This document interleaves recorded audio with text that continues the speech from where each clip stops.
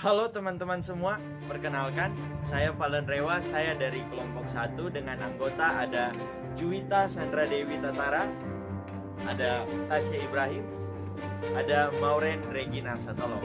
Nah, pertama-tama apa sih itu biosel? Oke, mari kita lihat lebih jauh lagi. Kejauhan. Oke, coba lagi. Pada abad ke-16, ada seorang ilmuwan bernama Robert Hooke. Dialah orang yang pertama kali mengemukakan tentang adanya sel lewat sebuah rongga-rongga yang terdapat pada irisan gabus yang dinamainya sel. Seiring dengan perkembangan zaman, melewati era revolusi industri 1.0, 2.0, 3.0, dan 4.0, sehingga penelitian dan pengembangan tentang sel lebih maju lagi dan kita dapat melihat komponen-komponen sel yang lebih kecil lagi. Nah, oke, tadi teman-teman telah melihat bagaimana sejarah penemuan sel serta pengembangan sel dari zaman ke zaman. Sampai saat ini, penelitian dan pengembangan tentang sel itu sudah semakin maju. Nah, pertanyaan saya adalah, apakah teman-teman sudah tahu apa itu biosel? Jadi, biosel itu adalah ilmu yang mempelajari tentang sel, di mana kita dapat melihat perkembangan sel itu bagaimana.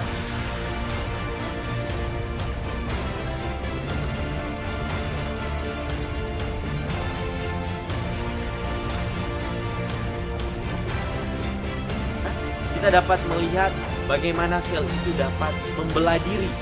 The cell. This indentation is made from a constricting belt of actin filaments surrounding the inside of the cell's circumference. Chromosomes cluster at opposite poles and begin decondensing as the nuclear envelope reforms around them.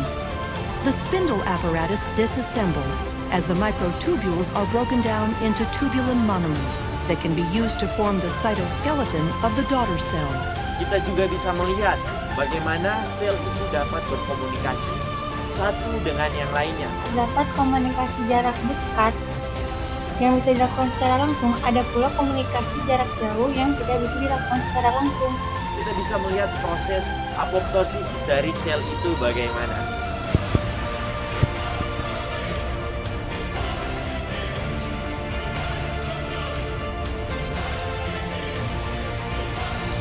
Oke, selanjutnya kita akan masuk lebih dalam lagi dan akan menjelaskan. Selanjutnya ialah peran biosel dalam farmasi. Dunia farmasi memiliki keterkaitan erat dengan ilmu biologi, terlebih lagi dengan sel. Hal ini dikarenakan dunia farmasi semakin pesat sehingga mendorong kemampuan terhadap komposisi hingga cara membentuk sel menjadi zat yang dapat bermanfaat bagi tubuh manusia. Contohnya yang pertama, pada pembuatan vaksin. Nah, pada proses ini, vaksin memerlukan rekayasa genetika untuk menemukan hal-hal baru yang bisa digunakan dan bermanfaat pada masa yang akan datang dan bisa membuat taraf hidup manusia menjadi lebih baik. Yang kedua, dapat menjadi acuan penelitian berbagai penyakit sehingga dapat diperoleh metode pengobatannya. Yang ketiga, mampu membantu farmasi dalam menemukan spesies yang dapat dijadikan sebagai antibiotik dan juga mampu mengetahui reaksi biokimia yang ada pada tubuh. Apa hubungannya dengan SDG? SDG ini merupakan singkatan dari Sustainable Development Goals. Ini merupakan suatu program yang berasal dari PBB, di mana dalam program ini terdapat 17 poin atau 17 tujuan untuk membuat satu negara menjadi negara yang maju. 17 poin tersebut yaitu yang pertama, tanpa kemiskinan. Yang kedua, tanpa kelaparan. Yang ketiga, kesehatan yang baik dan kesejahteraan. Yang keempat, pendidikan berkualitas. Yang kelima, kesetaraan gender. Yang keenam, air bersih dan sanitasi. Yang ketujuh, energi bersih dan terjangkau. Yang kedelapan, pertumbuhan ekonomi dan pekerjaan yang layak. Yang kesembilan, industri inovasi dan infrastruktur. Yang kesepuluh, mengurangi kesenjangan. Yang kesebelas, keberlanjutan kota dan komunitas. Yang kedua belas, konsumsi dan produksi bertanggung jawab. Yang ke-13, aksi terhadap iklim. Yang ke-14, kehidupan bawah laut. Yang ke-15, kehidupan di darat. Yang ke-16, institusi peradilan yang kuat dan kedamaian. Dan yang terakhir, kemitraan untuk mencapai suatu tujuan. SDG yang terletak pada poin 3, yaitu kesehatan yang baik dan kesejahteraan.